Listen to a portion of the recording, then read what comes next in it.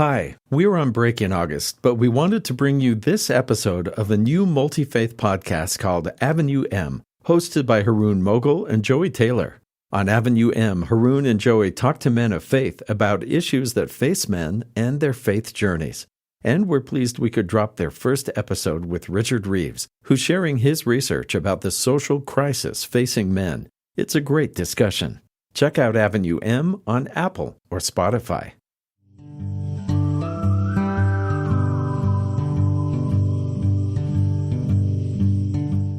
Welcome to Avenue M. My name is Haroon Moghul.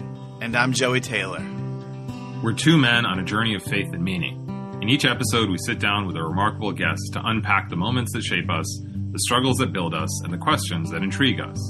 Today, we're talking to Richard Reeves, founder and president of the American Institute for Boys and Men. Richard first came to our attention when he raised the alarm about American men. Since Joey and I are both raising boys, we agreed this had to be our first conversation.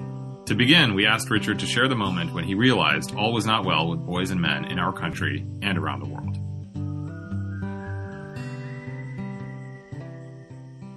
There isn't one, unfortunately. I really wish there was, because it makes it much easier to motivate. But there are a couple. I was working a lot on issues around inequality and upward mobility. That was my previous thing.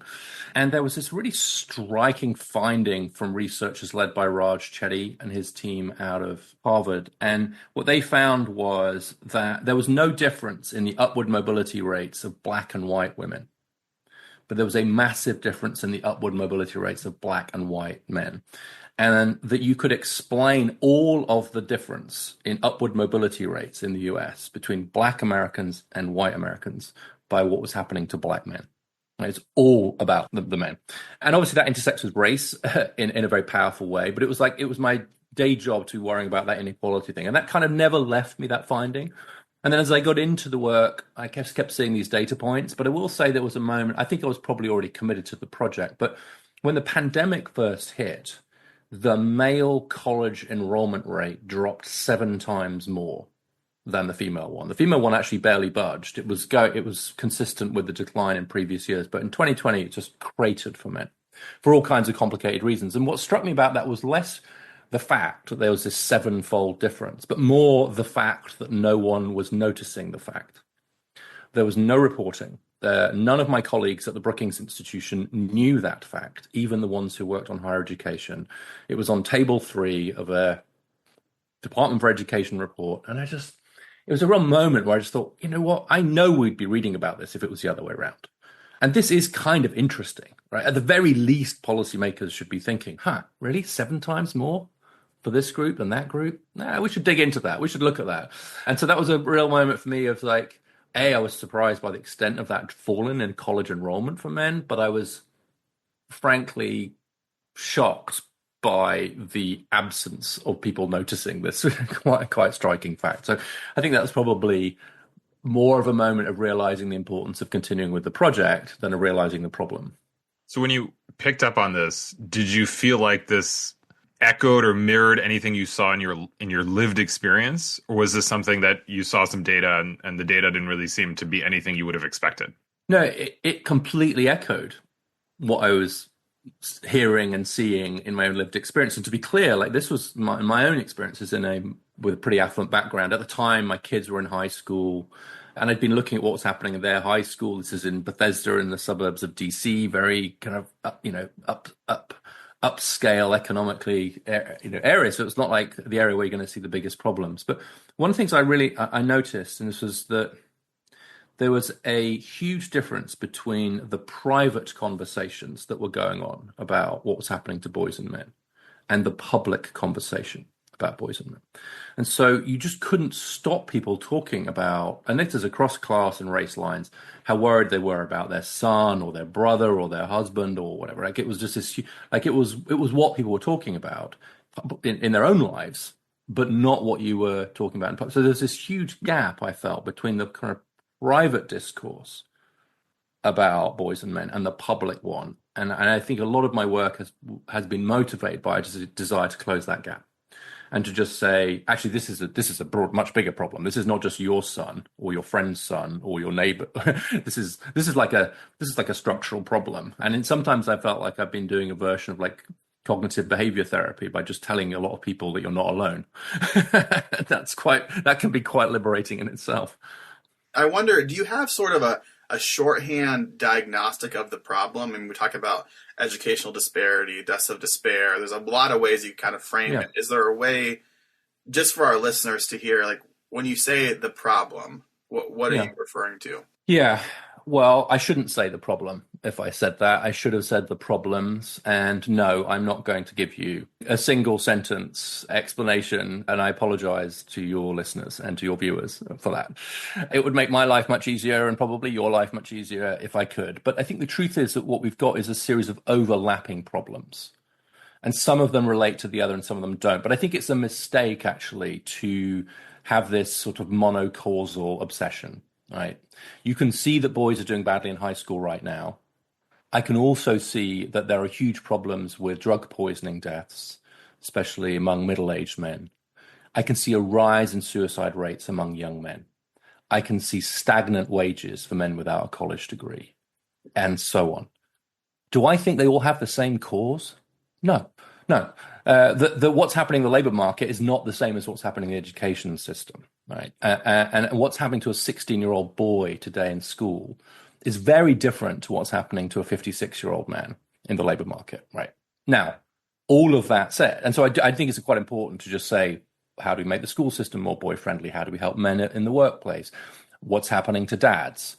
All of that said, I will say that I think an atmospheric connection between all of those things is a question mark about the distinct role of men in gender equal society. And I think one result of the magnificent economic rise of women has been to put a question mark next to the script that men used to be able to follow. Now, I'm not going to claim that that's why boys are struggling in high school and why their dads are struggling in the labor market and why we're losing so many young men to suicide. I think that would be simplistic. But I do think there's a sort of cultural connective tissue, if you like, that may be driving or at least contributing to some of those problems. That was not a single sentence, so you're going to have to edit that down. And if you find a way to get me on my words to make it sound simpler, then I would be thrilled, as would my communications staff. Right. Well, it's not a single sentence, but it's a compelling explanation, and I think it's something that people can wrap their heads around.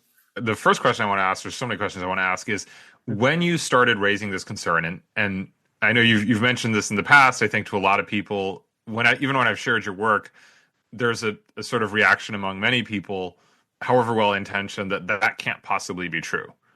That even if they might feel it anecdotally. So I'm wondering who first responded with openness to what you were saying? Were there particular institutions, people, politicians? Like where was the audience? Well, I think in a broad category, it was mums, especially sort of probably center-left mums, or at least mums very committed to their own careers, to like the idea of gender equality generally, but who are desperately worried about their sons. I think that was a kind of key demographic, which is like I here I am, and I actually still think I'm facing problems in the workplace, say, and I'm fully committed to the issues of women. And I'm watching my son, especially if you've got sons and daughters, but I'm watching my son and I'm like, wow, I'm really worried about him.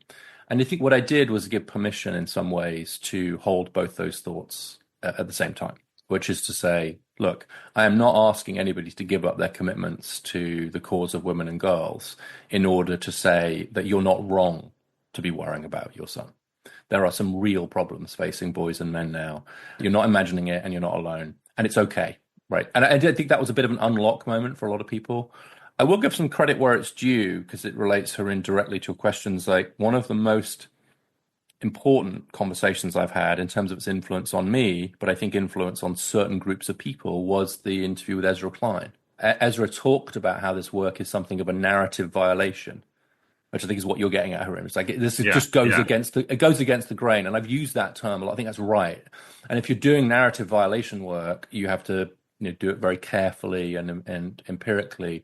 But that conversation was really good, very deep, and it actually it changed the trajectory of my career, honestly, because it was in that conversation with Ezra that I realized this is an institutional problem and not just an intellectual problem. And that then led me to set up a whole new institution to work on this issue. But I would say that someone like him is a kind of important sort of marker, and they reissued it. They reissued that conversation later, and a lot of people, particularly in that sort of more intellectual space.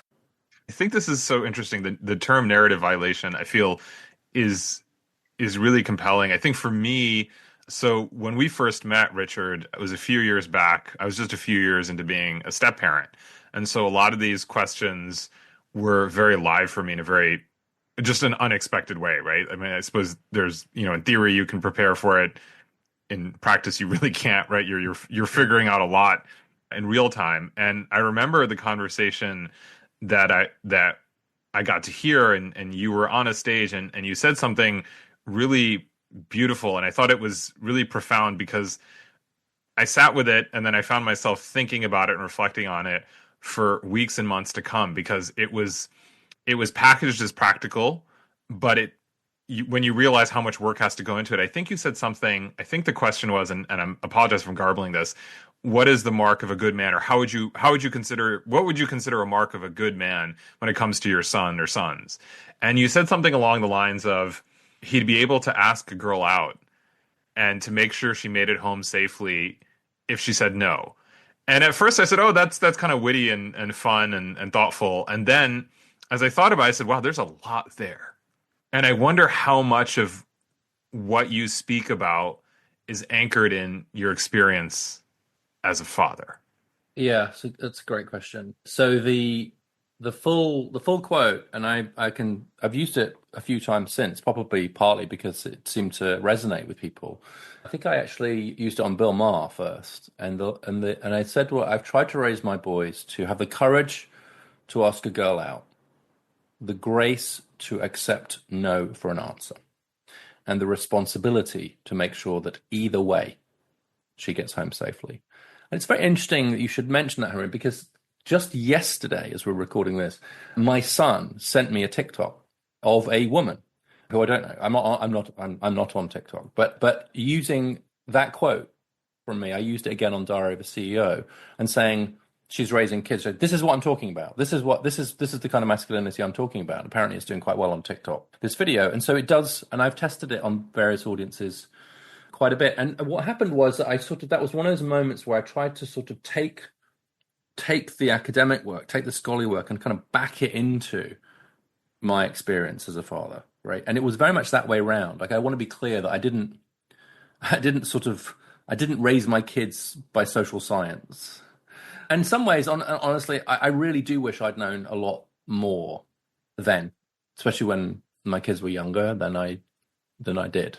I do think I was not made some mistakes that I think I could have avoided with this knowledge. But I also think that to some extent I was just sort of doing that instinctively, and then I realized that really did map onto the work, but in a way that I hadn't sort of thought through. And I think what that captures is a sort of willingness to take some risk, have some agency, right? That's someone's talking recently about thumos, this kind of Greek idea of like energy, and particularly masculine energy. And in Welsh, there's a word called hwyl, Hywl, which means basically like the wind in your sails. My mum's a Welsh speaker, and so I heard that quite a lot. Hwyl. So there's a bit of that. There's a bit of like agency. Then the second thing is like, the second one's very important, which is no sense of entitlement at all, just to kind of know how to accept, she's not interested, you miss her, etc. I think that's incredibly important. And then the third thing is like, and we had a thing with my kids where if they were late home, but that's because they were getting someone home safely, usually a girl, we would actually just give a little bit of curfew flexibility, because I do think that that's actually a good thing to do, to take care of people who are more vulnerable than me. I have to tell you, I haven't found many people who hate that model, right? Even the most progressive, like feminist young women, they don't hate that. They don't hate the idea that a guy is going to ask them out as long as he's not doing it without an entitlement. They don't hate the idea that he's just thinking a little bit about like, are you okay to get home? Like that's not a horrible vision. But I think that people have been so reluctant to even talk about that some of those sort of virtues, that it's created a space in some ways, and maybe we'll get into this, for kind of, I think, much more reactionary views of how you're supposed to be a man, which you've written about for us, Haroon. I mean, I think that maybe we'll get into that, but I think it's like some of the work that you've been doing with young men, and particularly kind of young Muslim men, has really been on my mind again recently in context of this TV show, Adolescence. And we're about to publish a commentary piece on that over at AIBM. But I think this kind of, like, where are you getting these messages from? And the work that you've done and are doing with young men in terms of like these online influences versus these in real life influences. I'd actually love a kind of update from you as to like how you think the culture has moved on now in terms of the work that you're doing. Yeah, no, I think, I mean, I was going to laugh. I think the challenge is, I love the courage, grace, responsibility. I need to figure out how to map it out to a conservative Muslim community where, you know, you're going to meet her parents. So I don't know, make sure the parents make it.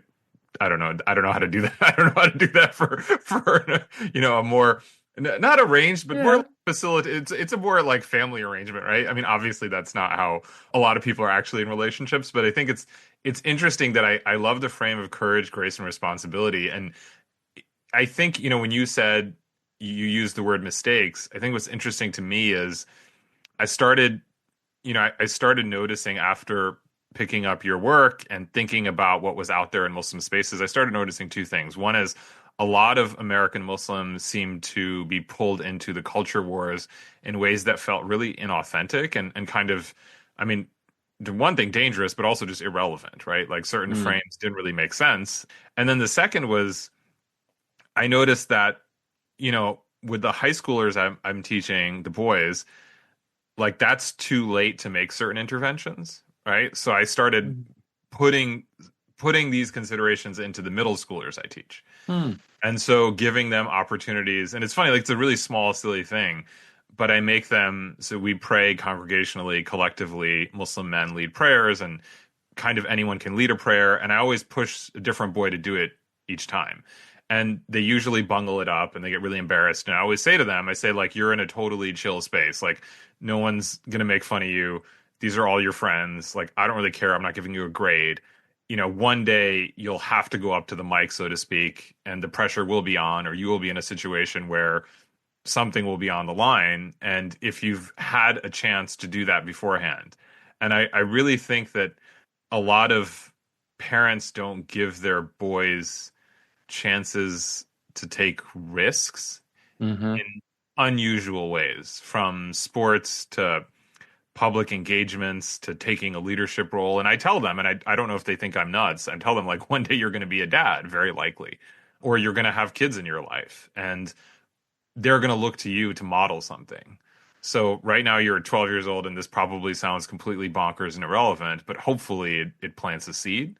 Yeah, I think the idea of like social risk taking, it's a way to, it's actually can be quite a pro-social way to sort of model a willingness to take risks, right? And what I've discovered is that actually very often that's kind of rewarded in the romantic marketplace, to use that horrible language, which is like actually you see a guy that's like willing to just put it out there a little bit, like even if he stumbles and he struggles. I think there's something, the overwhelming majority of young women watching a young man try to do something and put himself out there are going to be incredibly gracious even if he doesn't pull it off. They're going to admire him. That's my experience anyway. But I was also reflecting a little bit on how do you think about these values in terms of like Muslim masculinity, which you wrote that beautiful piece for us about, which I really want to recommend to people. It's like there's a hadith around how many days women can travel on their own. And there's this kind of argument, as you probably like, how literally to take that, or I don't know, how many miles to travel on your own? It's how many miles to travel. Yeah. And that's kind of a friend of mine kind of explained, well, of course, that was, written when it would take you like 2 days or something to kind of travel that many mile, right? So the question is, do you still apply it today? And leaving aside the sort of theological discussion about how to interpret an old hadith today, of course, what's lying behind that was actually a really kind of noble thought, which is that of just protection. Right? Yeah. The hadith wasn't written out of a sort of sense of like, we must control our women, they must never leave the house. It was actually written out of a sense of like, it's actually pretty dangerous for women to travel across the desert for 3 days on their own. right? Yeah. And so maybe we should just like not do that. And so that was a really helpful kind of way to sort of think about that frame for me, which is that I think in some of those, like what today can seem like these for very, very patriarchal rules or hadiths or whatever, actually what lies behind them is probably something that's, you can still argue about it, but it's like much more well intentioned than that. Yeah. No, I think that that's really what I hope to get at with the teaching. And Joey, I know you and I have talked about this too, is that in a faith space, there's that difference between feeling a sense of responsibility for the people around you. It's exactly like you said, making sure someone gets home late at night, paying attention to what's happening around you, understanding that there will be many instances when you will be expected to step up. And I think that if you can do it in a quote unquote small way when you're 12 years old, you can do it in a bigger way when you're 22 and an even bigger way when you're 32. And I think that that's something I see in a lot of immigrant Muslim communities, that we've put so much energy and effort into academic success and professional success. And I'm not knocking that, is that we forgot that certain life skills, which are arguably much more important, don't just get organically, like you have to intentionally pass them on. Like, what does it mean to pay attention, right? I heard this, you mentioned the manosphere thing and kind of the online influencers. I heard this guy out in Chicago once say that, I used to laugh at my dad. He was, a recent immigrant, didn't really speak English properly, didn't know how to dress for success, shall we say. And I used to cringe when he'd show up at school. And now that I'm much older, I look at him and I say, my God, he was a man. He was married. He supported his wife. He moved to another country entirely. He dedicated every kind of ounce of his time and energy and income to his family. And he never asked for attention, or, he didn't indulge anything. And he said, I don't think I could do 10% of that. And I think it's a really beautiful sense of what does it mean to show up in the moment you're in. Yeah, I love that, because you do get that sense, and I have noticed it among some immigrant men too, maybe particularly certain groups of immigrant men. When I think about it, maybe it is more South Asian immigrant men who kind of roll their eyes at their dad, because he's like quiet and like, oh, dad, he's such a, and you're right, Haroon, like all he's done is move here, build a business, take care of his family, kind of make money, make everyone safe, get them educated. Apart from that, he's a total loser, right? But there's a kind of natural thing where like you're always going to be a bit like that with your dad. And I've had a couple of moments with my kids where the stuff, I'll give you one specific example. I have this habit where, like, if I'm on a crowded train or a bus or something, and I'm standing, and someone needs to sit down, obviously, I would give my seat. That's just baked in for me. But then if I'm already standing up and somebody gets on, it needs the seat, and there are young men sitting down, I say to them, who's going to give their seat up, guys? Go, this person, they need a seat. I say it very nicely, but hey, guys, one are going to give it a seat? Almost always someone will leap to their feet, right? And I would do that with my sons when they were young, and they would be like, Dad, that's so embarrassing. Can you stop doing that? And I was like, no, someone's got to do it, right? I'm sorry. Like, they almost wanted someone to do it, if that makes sense. They wanted permission. They just wanted someone to break the ice a little bit and just say, hang on. And they could just go, oh, God, I'm so sorry. And they'd jump up. Anyway, my 24-year-old son, I'm with him a few weeks ago. We're on a crowded train. Somebody gets on who needs a seat. There are some young men sitting down. My 24-year-old son said, hey, guys, is one of you going to get up? And I'm like, my work here is done. You've done it. And he said, you know what? You're absolutely right, Dad. And he just started doing it. I never told them they had to do it, and we never had a conversation about it. They just saw me doing it, and they've gone from being cringingly embarrassed by it to doing it themselves. And if that isn't fatherhood, I don't know what is. I love that. I love that so much. I think we all have these moments also when we start doing the things that our fathers did to us or for us. And like, where did that come from? That somehow like innate, it's been baked within you. The question that I had is, I've heard you mentioned scripts already. I've heard you talk about scripts a fair amount, and the level to which our masculine scripts are socially constructed, how improvisational kind of scripts are a little more difficult for boys, it seems to be. I can't help but think about how the script that Haroon has in the Islamic context is distinct but connected to the script that maybe you have for your boys. And so the question that I had for you was, do you have any guidance for dads, for parents, as they're thinking about constructing a social script for their boys?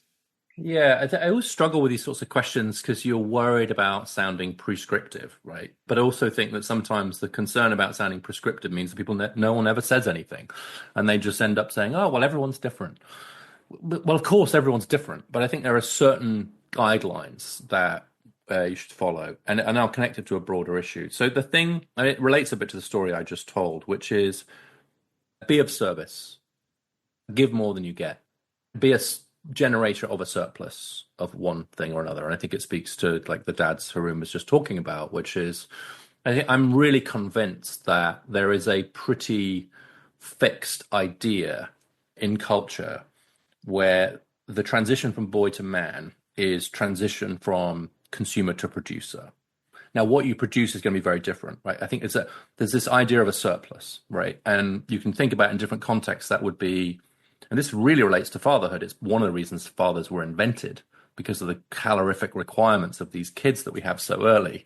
But it's like you have to get more meat for the tribe than you need, right? You can't, if you just kill enough meat for yourself, then you're not a man. Not ancestrally, not like in the right. You have to generate a surplus, because there are women and there are children who are kind of calorifically like massively demanding, and you cannot hunt in the same way.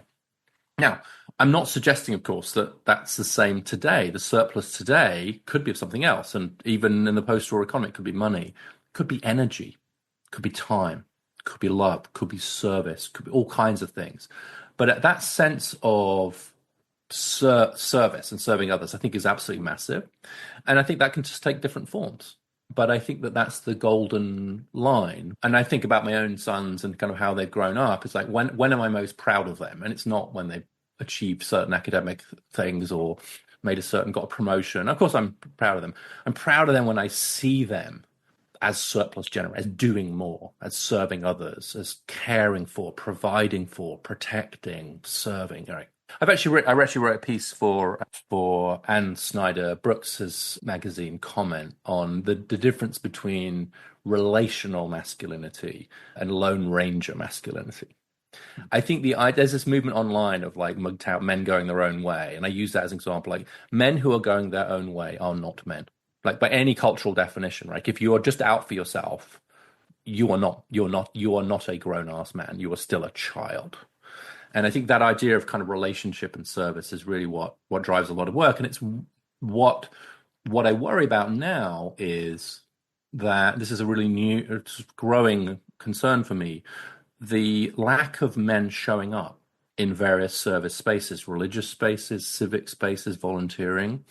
I've just signed up to be a through Big Brothers Big Sisters, where I live in East Tennessee. There's a 12-month waiting list for boys compared to a 3-month waiting list for girls because they don't have enough men. That turns out to be true across the country. That we don't have enough YMCA volunteers, we don't have enough scout leaders, we don't have enough mentors. A lot of these programs, they don't have the men. And so I do think there needs to be a call to men to do these roles, and it needs to be specifically to men.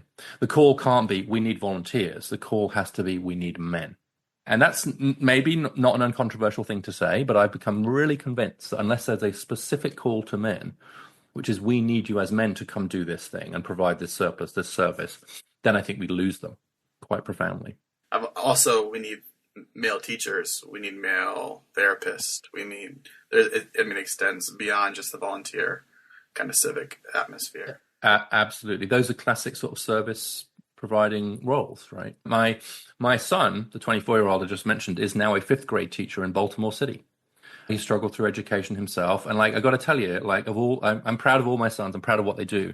But there's something to me about the idea of this kid who's like struggled himself a little bit through the education system. He's like 6'4" now. He's coaching the girls' middle school soccer team as well. And half of them never played soccer before. It's like they just like literally just like all run after the ball. Like I don't care. So he's this 6'4" white British guy teaching in kind of Baltimore cities at the front of the class. He loves it and he's amazing at it. And there's something really beautiful about that. It's just the same with like my eldest son. He's just kind of bought a house and his girlfriend is struggling, she's just in a little bit of a career transition thing right now. And so he's been able to sort of make that happen for them. And I just like, when I see things like that happening, one of those is maybe looks a bit more traditional than the other. But what I'm seeing is just, these guys are just, they're giving it. They're giving it. And that's amazing.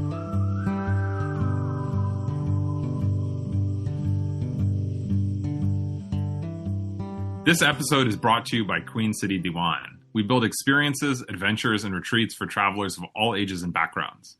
We design journeys so you can take friends and family and make friends and family, because we believe who you travel with and who you become along the way matters just as much as where you go. This September, we'll be in Uzbekistan. In October, we're leading a remarkable pilgrimage across Saudi Arabia. And in January, we're offering a leadership retreat exclusively for college students, a journey across Andalusia, helping students connect with their heritage, discover their purpose, and realize their incredible potential. Visit queencitydiwan.com to find out how you can join an unforgettable adventure with me, your co-host, Haroon.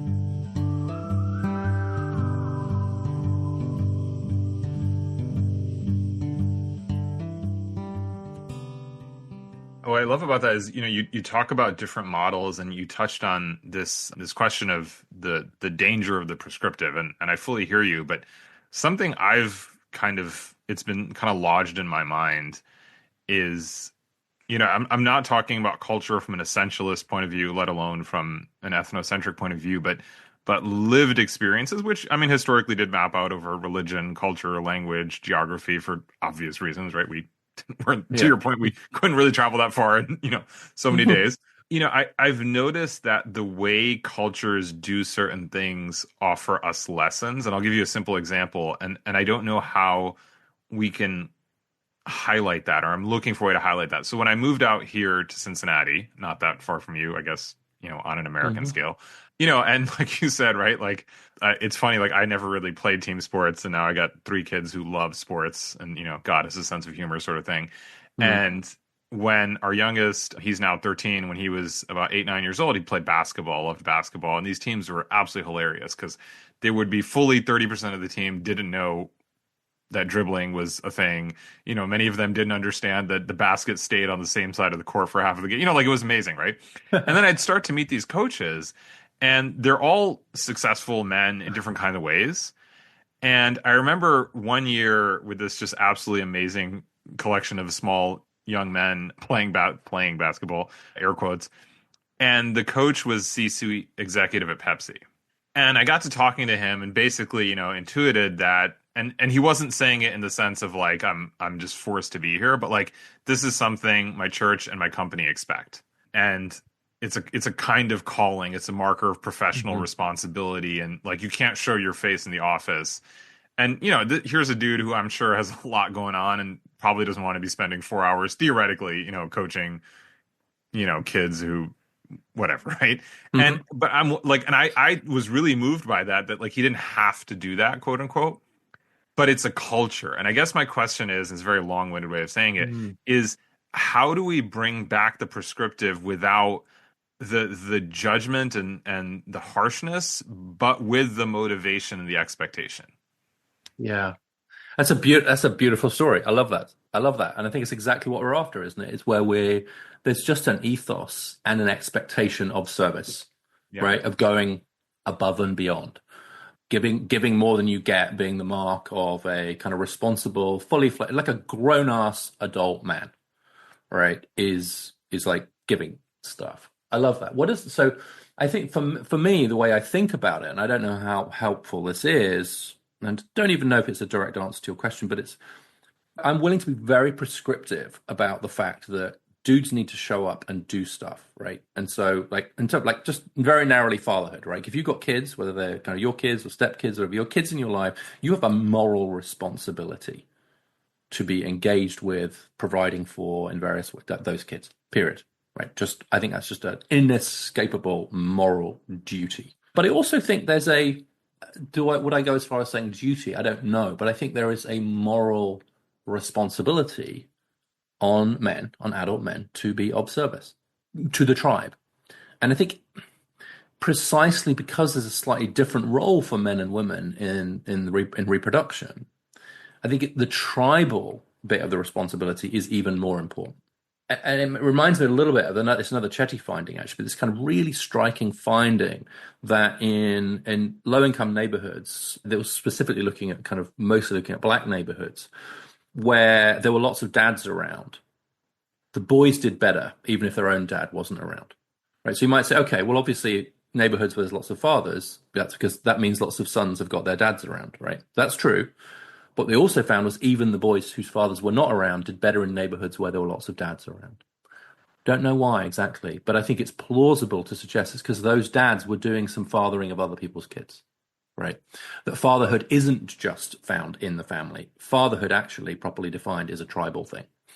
And so your Pepsi executive is being a father to those kids, right? They're not his. And so the unlock for me is to be prescriptive about the need to be of service without saying it has to be this way, right? I do think that, I think about myself, I was a stay-at-home dad for a while, right? Or my wife was the kind of main breadwinner. And I'd like to think I was doing well by my kids and organizing their play dates and all the rest of it. But I also became a scout leader, a mentor, organized some of the school trips. The scout thing was huge, camping trips, doing all that stuff together, kind of got involved with the school, etc. And so I like to think that I was still meeting that ethos of being, I didn't say I'm just a stay-at-home dad. I said, okay, so what do I do for the tribe as well, right? And so I think I was, in many ways, as good a provider and as good a surplus generator when I was primarily the primary parent as when I was the primary breadwinner, which I've also done.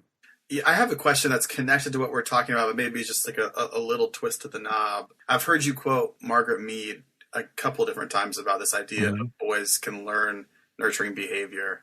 And I know I'm going to ask another prescriptive question here, so go for it. But okay. what would it look like, or what advice would you have for parents with boys? I know this is a larger institutional question. It's about relational norms, it's about a larger picture. But in terms of parenting specifically, are there any kind of specific pushes or guidance you would have to help boys learn nurturing behavior? Yeah, this is going to sound maybe a little bit counterintuitive, but first of all, obviously the first thing is just they believe their eyes, not their ears, right? So, I mean, I've given examples, right? They're just watching what you do above all, and they're watching what the other men in their lives do. And that's one of the reasons why I've said quite a lot that the best antidote to an unserious or even reactionary online male figure is a serious, in real life, flesh and blood man right in front of them, in the mosque, in the classroom, in the church, in the neighborhood, on the coach's bench. Like, coaches are just mental health professionals, mentors, and dads in disguise rolled into one, right? Coaches are just amazing. But the counterintuitive bit is, I think, try and find ways to get them into some all-male spaces, because I've really come to believe that the all-male spaces that are provided through, say, some religious groups, or through things like Boy Scouts, although that doesn't exist anymore. It's now Scouting for America and has gone co-ed, which is something I've talked about. But at YMCA groups, team sports, I think this is where this is very important, because I actually think that it's easier for boys to learn that sort of nurturing, especially in that sort of group sense, with other boys.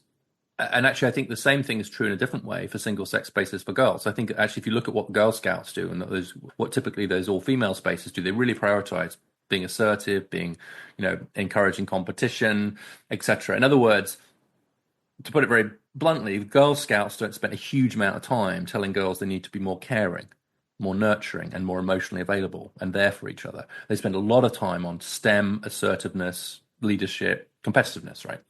Because it doesn't come quite as naturally to girls, right? And the same is true the other way around. Like in Boy Scout groups or in male teams, you don't use the same language, but what you're actually teaching them to do is love each other, look out for each other, nurture each other, be part of something bigger than yourself. It's not all about the competition. It's about the team. It's not just about you. It's about them. And so actually what you're learning through those all-male spaces is how to be more nurturing, how to be more caring, how to be more emotionally available, right? You don't necessarily use that language. And so in a perverse way, I think those single-sex spaces help us to lean against and fill out, I think, some of those more masculine and feminine traits rather than going against them. And I think it's therefore a tragedy that we're losing some of those all-male spaces. But that's what I would do if I was a parent. Find male teachers, find all-male scout groups, find male coaches. They need a crew. When you talk about these different initiatives, ways in which people can show up, men can show up and should show up. I'm wondering, it's been some time now since your ideas have entered the national conversation. They have, and I think they've entered a global conversation as well. Are there particular people or spaces where you see that there has been positive change that we might learn from or want to highlight, or maybe conversely, there's places where you think that we're missing the point? Yeah, that's a really good question. I mean, I would say that I'm really excited by the growing permission space around this issue. My goal was to mainstream this issue. My goal was to take this from, I think we may have talked about this, Haroon, but I couldn't get a publisher for my book. And that seems weird to say now, right? Yeah. But it was true. And so I think that the issue is getting mainstreamed, and that excites me. And so I've been very excited by certain policymakers and political leaders taking it up. I was very, very encouraged that Melinda French Gates picked me out as someone to get some philanthropic support as part of her gender equality push. And so I think what's happening is there's a growing realization that this is not an issue we should be ignoring. And that should be true in a non-partisan way. So I'm very, very encouraged by that. I have noticed that there's been a real rhetorical time towards the importance of things like, Joey, you talk about male teachers and kind of men in those professions. I am hearing a lot more people saying that now. Now, that doesn't mean it's happening yet. That doesn't mean we've got policies yet. But I'm aware that this takes time. And the step one is raise awareness, broaden the permission space, get some action, see what actions work, etc. It takes a bit of time, but I would say directionally that's been really, really useful. In terms of people that have kind of gotten the wrong end of the stick, I don't think by and large that's happened very much, to be honest. I think that most of the conversation about this is really pretty positive, I would say. This is going to sound ridiculous, but I sort of if I've got roughly the same number of fringe people accusing me of being like a cuck and having to ask my wife's boyfriend's permission to go out, which I sometimes get, on that side, and I've got the kind of men's rights activist in disguise from the other side. So as long as they roughly equal, A, that they're roughly equal, and B, that they are very much just on the fringes, it's fine. I don't think that anybody in good faith can think these aren't real issues and isn't honestly kind of struggling with it. And I've come to actually, it's very interesting. This process has made me much more optimistic and feel much better about the future of our culture, which is weird to say, because actually the overwhelming majority of people act in good faith, listen in good faith, disagree in good faith, and want a better world for everybody, boys and men, right? Anybody who doesn't, it's the fringes who don't believe all of that. So I would say that the tone of the conversation around boys and men has really shifted in a overwhelming and much more positive direction. The challenge, frankly, is, okay, where's the action? And that's why I'm excited by governors picking this up. Wes Moore, Gretchen Whitmer, Spencer Cox, really starting to say, okay, well, what can we do at a state level to help this stuff? And so I think that's where we'll start to see the real policy action. And then on the cultural side, it just excites me to have this conversation and to engage with lots of fathers groups and men's groups and others who are just authentically trying to figure this stuff out. So I wanted to share with you a small story going back to the practical here. I have a 6-year-old little boy who is just a wild man. He's a wild man. And the way that I have been sort of intervening with discipline or redirection up until when I heard you speak was by forcing him to look me in my eye, because I perceive that as a sign of respect, right? And making sure he comprehends that we're on the same page. When he looks away, I say, no, look me in my eye. And I heard you say in one of the many interviews I've heard you speak about the importance of being shoulder to shoulder, looking in the same direction as opposed to face to face. And that has shifted the way that I intervene with my son now.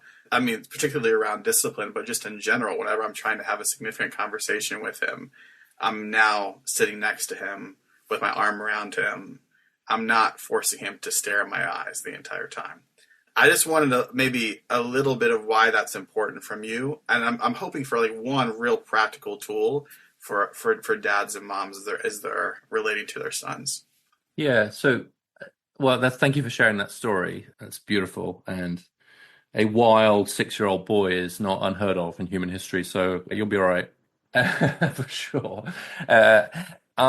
It's very interesting. So I don't want to be misunderstood when I use that analogy of shoulder to shoulder, like I think is incredibly important. People do learn to look each other in the eye. I think that's incredibly important as a mark of respect and confidence too. But I think it's just also true that like boys and young men especially, it's just a more threatening pose than it is for women, right? I think that's pretty well proven now. And so what that means is just like if you're trying to have a conversation, if you're trying to kind of open up, then staring boys and young men in the face is not the best way to do that. It sets their threat level up. I think there's some evidence that cortisol goes up. It's kind of like a fight. It's like a fight stance for boys and men. And so actually just more naturally, conversations will flow when you're shoulder to shoulder. I think actually we've just published a piece on video gaming. I think there's a little bit of that there. Driving, fishing, walking, hiking. It's the only explanation that I've been able to find for golf. It's just an opportunity for men to do stuff shoulder to shoulder, right? There's no other explanation for it, culturally speaking. And so I think and that's just true, right? And so if you're a parent, like, and you're trying to interact with your boy or kind of your son, like, don't think that the only way you're going to have a serious conversation is face to face, right? We're just talking now. No. Go for a walk, get in the car, sit on the bleachers, etc. Say how you doing, like this, shoulder to shoulder, and you'll probably it's just a less threatening way into the conversation. It's quite a threatening way to get into it if you just stare at them. Now, that doesn't mean, as I said, you've got to be able to look them in the eye and all of that, but it's just a true difference in the way that girls and women interact with each other. They're much more comfortable face to face. I invite your listeners now to go in, next time you go into a coffee shop, look around and count how many people in that coffee shop are staring each other in the face across the table, and then do a gender breakdown. It's not that there's never any men, but like the idea of sitting and staring at your friend for like 2 hours over a cup of coffee. I'm sorry, I'm not doing that. My wife would do it, no problem. And it's a difference on average. And so it's just, how do you create an environment that is conducive to open communication? And there's just a bit of a gender difference about that. And it's important that mothers and fathers and teachers and therapists, I've really noticed a lot of therapists will now just go for a walk with their male patients. Sitting them down and staring at them in the therapy room doesn't always work. And it's one of the reasons why it's important to have more male teachers and male coaches and male therapists, because they don't need to be told that. They just kind of know that. Thank you, Joey. That was a great question. Now I'm in turn questioning every decision I've ever made. So that's what me too. That's right. Yeah, when you've asked a good question, I'm gonna ask a question that flips things a little bit on their head. So I struggled with a lot of the question of myself, masculinity, who I was supposed to be in the world. I think my mom passed away when I was kind of young. They were, again, immigrant parents. They did more than anyone could ask, from so many perspectives. They lit a fire under me academically, professionally. I when I was young, I used to resent that my dad would say, like, you're either going to Harvard or you're going to Yale. But on reflection, it was fascinating that, here's a person of color not far removed from colonization who genuinely thinks that, his son can go to, one of the two best universities in the world. And there are other great universities too, but you know what I mean, right? Like, there was that sense that you can do this and you should, and no one should be able to stop you, right? And in retrospect and hindsight, that's incredible. But something I really struggled with, like I think a lot of American Muslims of immigrant origin, or maybe just a lot of Americans in general, is the question of marriage and, who to settle down with and how to make those choices. And that was really, really hard because there were a lot of conflicting messages, what made sense for them. My dad, literally, I think he just called up his sister when he wanted to get married and asked her to find him a wife. And she said, what are you looking for? And I still remember the story. She should know how to make naan and she should pray. And those were literally his two, considerations, right? So long story short, when I got married just about 5 years ago and came to Cincinnati, I think I finally found my footing and figured out who I meant to be. And, there's no reason it would have happened this way. And I think as I look back on it, that probably the most important decision in my life has been who I've chosen to spend my life with. And I think that sometimes, at least in some spaces, we don't really talk about the importance of that. So I started bringing that up with the boys I teach. I also teach high school girls. I bring it up for obvious reasons more with the boys, who to look for, what to look for. And I started to write about it. And I'd write about what does it take. Like you said, we live in a very different age where a lot of these things aren't, just kind of rites of passage. You have to choose them, right? If you want to choose them, you have to choose them, that kind of thing. And so I've been writing and found like a really enthusiastic response for what do I think young men need to know to get married? And then this is a very long question. I promise you there's a point. And then someone wrote me privately and said, can you write one for women? And I said, well, for obvious reasons, I cannot. I'm not the person who should do that. But I want to turn it around to you. And you had that beautiful kind of trifecta: courage, grace, responsibility. What would you say to a young woman who's looking, like, what should a young woman perhaps look for in a man in an era when we don't have always the clearest expectations? That's great. Well, thank you for sharing that. That's actually really beautiful. I think I probably would go back to those three. I mean, I used courage in that trifecta, but it's both courage and agency, I think. I think that the sense that he's kind of, like you said, fire under you, but like I use that Welsh word hwyl, which means wind in your sails, or I think kind of just to kind of get a sense of like, this is a guy that's like agentic. I think like that's almost slightly independently of what he's being agentic about at that particular moment in time, but just a kind of sense of like, there's a sense of purpose there. I think passivity, like if you just get the sense of like, doesn't really know what to do, doesn't know where to eat, doesn't have views about what we should watch. Those are real markers, I think. Like I think passivity is a real warning sign. I think of like, actually young women have sort of said to me, like, the worst answer a young man can give to a young woman who says, what do you want to do tonight? Is, I don't know, whatever you want. You decide. Right? Just to have no view, no sense of like, this is sort of hunger, I think, forget about agency. I think that's true. Of course, kindness.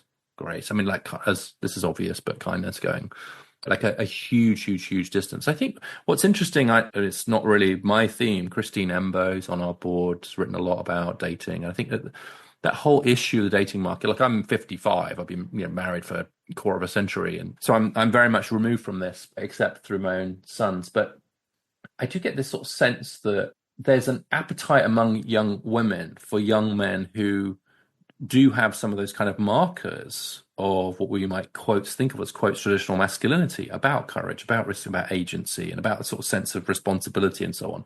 But they also want them to be incredibly supportive of, their prospects and their careers. And so it's very interesting. They're not looking for, there's this trad wives, like trad husbands, right?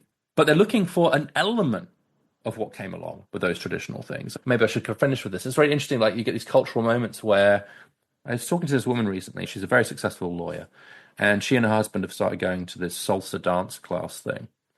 And she said she went in and, like, to start with, like, the man has to lead, right? And I think, I don't know what husband does, whether he's stay at home or whatever, but the man has to lead. And I said, well, she's a real feminist. And I said, well, God, you must hate that, right? Gosh, how patriarchal and sexist. She said, it's so nice. I spend all day making decisions, etc. And I just love the fact that my husband leads. And that's okay. It's okay to have these kind of cultural moments where it's like, fine, like just dance and lead. And then I think what women are kind of saying is like, I don't have to stop being a woman in order to be CEO.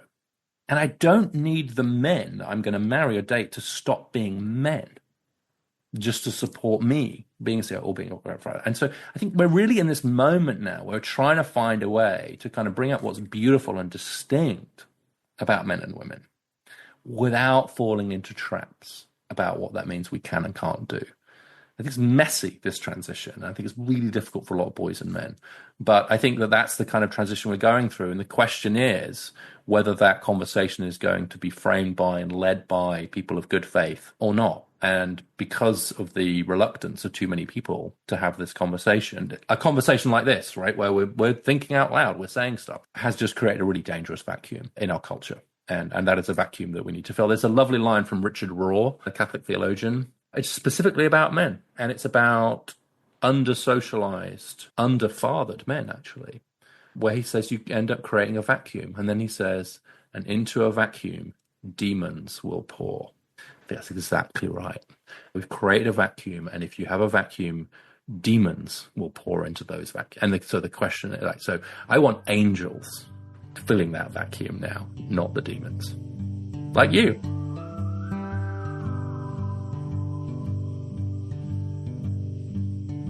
Thanks for listening, and thanks to Zach Swellbar for recording our theme music.